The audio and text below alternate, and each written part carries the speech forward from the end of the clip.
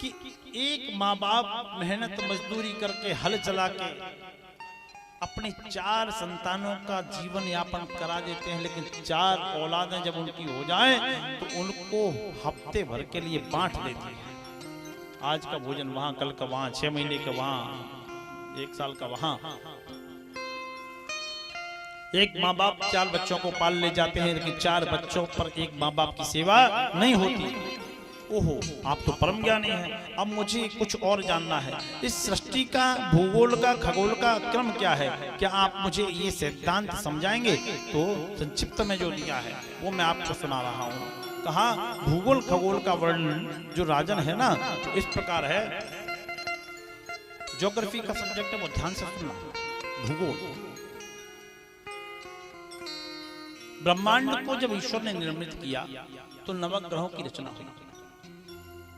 नवग्रहों की रचना में चंद्र, सूर्य, मंगल, बुध, गुरु, शुक्र, शनि ये आए। राहु केतु छाया ग्रह माने गए। पृथ्वी का भी निर्माण हुआ, जिसको भू बोलते हैं, भू। और खगोल किसको बोलते हैं? खगोलीय रचना। एक बहुत बड़ी सनातन के लिए बात बोलने जा रहा हूं, ध्यान से सुनना। आजकल सोशल मीडिया का टाइम है, तो लोग सनातन धर्म को बदनाम करने के लिए अल्प ज्ञान भयावह आदि ज्ञान को लेके बदनाम करने लगते हैं। पूर्ण तो है नहीं, दुकान चलानी है अपनी, जैसे भी चले। सुनिएगा बस, दुकान चलानी है अपनी, कैसे भी चले। कहते हैं कि क्या हिंदुओं के देवता हनुमान जी कभी सूर्य को निगल सकते हैं? उन्हें यह भी नहीं पता कि सूर्य हैं कितने। आपको पता है एक सूर्य आपके अंदर भी है, हृदय अंदर। और ये सूर्य, चंद्रमा इत्यादि ग्रह अपने अंदर नहीं होंगे तो हम जीवित नहीं रह सकते। हमारे जो सूर्य के ताप को जो मेंटेन करता है ना, वो अंदर का सूर्य करता है। चंद्रमा की शीतलता को जो मेंटेन करता है वो यहाँ ये मस्तिष्क में जो चंद्र है वो मेंटेन करता है। जब प्रलय आएगी तो सूर्य महासूर्यों में समा जाएगा, और महासूर्य अनंत में समा जाएगा। और मूर्खों को ये नहीं पता कि हनुमान जी सब कर सकते हैं, सब कर सकते हैं।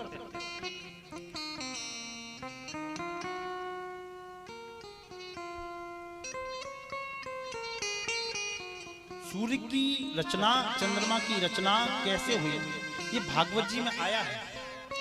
2.25 दिन में सूर्य चंद्रमा एक नक्षत्र की यात्रा कर लेते हैं, इतनी तेज दौड़ते हैं, इतनी स्पीड है। सूर्य 1 माह में प्रत्येक ग्रह की दूरी भी नियुक्त है, प्रत्येक ग्रह की दूरी।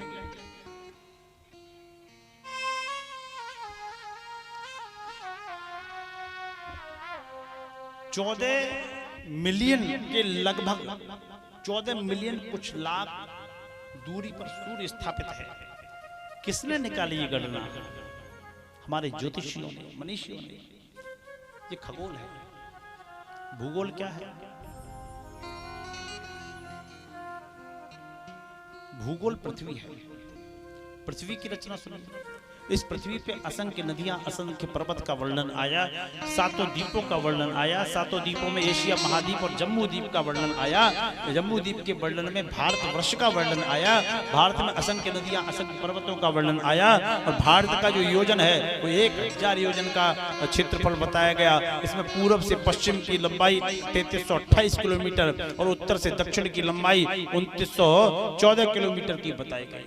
ये भूगोल है। इसके बाद कहा कि नरक कितने प्रकार के हैं, तो नरकों का वर्णन आया। तामिस, अन्नतामिस, रौरव, महारौरव, कुंभिपाक, कालसूत्र, पत्रवर्ण, शुकरमुख, अंधकूप, क्रम भोजन, सनस्तप्त, शुभ्र, वज्र, कंटक, शालमणि, वैतरणी, पूयोदह, रोदो, विवशतन, लालाभच्छ, सार, मेदान, वीचिरय, कंच, क्षार, कर्दमो, रक्षोकर भोजन, शूलपेतो, दंदशूको, बट निरोधन, पर्यावर्तन, 28 नरकों का वर्णन इसमें आया। गरुड़ पुराण में 44 नरक हैं। तो किस नरक में जाने से क्या मिलता है, एक कुछ को सुन लो। यस्त्रैवाह उग्रह पशून पक्षिणो वा प्राणतः उपरंधति तम पकरणम परशोदेरपि विगर्ते मम पुत्रः यमानुचरः। जो पराय मांस का भक्षण करता है, पराय जीव जंतुओं को खाता है, उसका क्या होता है? जो पराय जीवों को खाता है उसको नरक की प्राप्ति होती है। कुंभीपाक नाम के नरक में उसको डाला जाता है।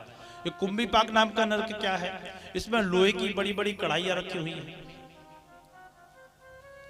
भट्टियों पे तेल उबल रहा है, और जो भी सुन लो, जो भी जिस जीव की हत्या करवा के उसको खाता है, मुर्गे को, मछली को, बकरे को, उसका क्या होता है?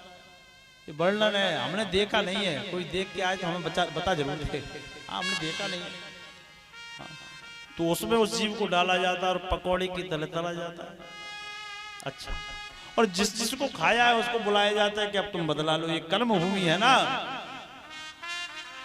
जो खाते हैं वो उसको तब दर्द होता है, इसको तब रोता है, तब क्यों खायो परायो मासो, अब क्यों रोता बड़े बड़े आंसू।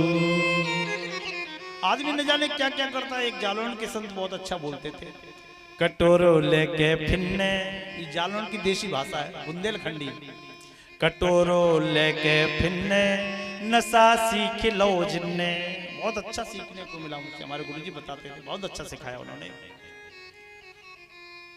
कुछ आदमी मदिरा पीते, शराब पीते और कहते हैं हाई सोसाइटी में चलता है। अभी भी हाई शादियों में भी बाहर लगने लगे भाई, शादियों में जाने से डर लगता है। शराब पीते और क्या कहते हैं मालूम है? हाई सोसाइटी में चलता है, शराब पीते। एक जगह से शराब के ऊपर एक विद्वान बोल रहे थे, बहुत अच्छे विद्वान है, बोल रहे थे, तो बीच में से एक भैया खड़े हो गए। भाई साहब तो पूरे फुल मीटर पे थे। बोले महाराज जी, आप शराबियों की बुराई नहीं कर सकते। बोले क्यों? बोले शराब पीने के 3 फायदे हैं। वो बोले क्या फायदे हैं भाई, पहली बार सुनना है। शराब के तो नुकसान ही नुकसान है। बोले सुनो, हाँ क्या? नंबर 1, शराबी आदमी को कभी कुत्ता नहीं काट सकता। नंबर 2, शराबी आदमी के घर कभी चोरी नहीं हो सकती। नंबर 3, शराबी आदमी को बुढ़ापा नहीं आ सकता। बोले ये बड़ा गजब की बात है भाई, बुढ़ापा तक हरण हो जाता है। वो कैसे?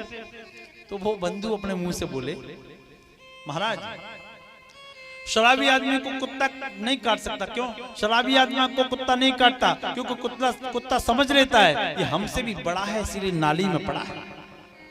कुत्ता समझ जाता है हमसे भी बड़ा है, इसलिए नाली में पड़ा है। तो कुत्ता चाट सकता है लेकिन काट नहीं सकता। उसकी भी क्वालिटी होती है ना। अच्छा, दूसरा, उसके घर कभी चोरी नहीं हो सकती। क्यों? जब घर अच्छे, थोड़े अच्छे स्तर का पीने वाला होगा ना, तो घर की थाली बर्तन बेच के ही पी जाएगा। तो चोर क्या 4 पाई लेने थोड़ी आएंगे, वो भी डिजिटल हो गए, अकाउंट हैक करते सीधा। तीसरा, उसको कभी बुढ़ापा नहीं आ सकता। थोड़ा और अच्छे लेवल का होगा तो 40-45 की उम्र पर किडनी फेल, लिवर जाम, हजारों बीमारियां, तो सीताराम ही हो जाएगी, बुढ़ापा आने का सवाल ही नहीं है। बोलो राधे कृष्ण। तो फिर कहता है हम आज सही नहीं है, मंदिर नहीं जाएंगे। अरे भाई, ये मन के मंदिर में भी तो भगवान है। वैसे कहता है सब अंदर है, अंदर है, अंदर है, और इस अंदर अंदर में इतनी गंदी चीजों उड़ेलता है, इसलिए गंदी चीजों का सेवन नहीं करना चाहिए।